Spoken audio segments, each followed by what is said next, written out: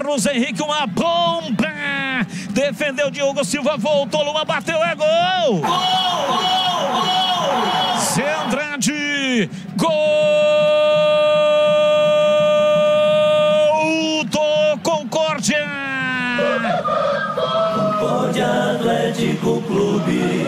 A marca de 5 minutos passados do segundo tempo, Carlos Henrique deu uma paulada, Diogo Silva rebateu, não havia nenhuma cobertura e o Zé Andrade chegou de pé direito, bateu, jogou a bola no fundo do gol da Macaca e vira pra cima da Ponte. Concórdia 2, Ponte Preta 1.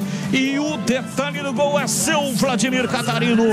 O especialista é o Gleger, mas pra mim deu bobeira ali o goleiro Diogo Silva, né? Poderia ter espalmado pra cima, jogado pela linha de fundo.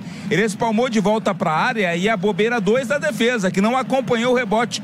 Zé Andrade livre, com total liberdade pro arremate, mandou pro fundo das redes. É o vira-vira do Concórdia, agora 2-1.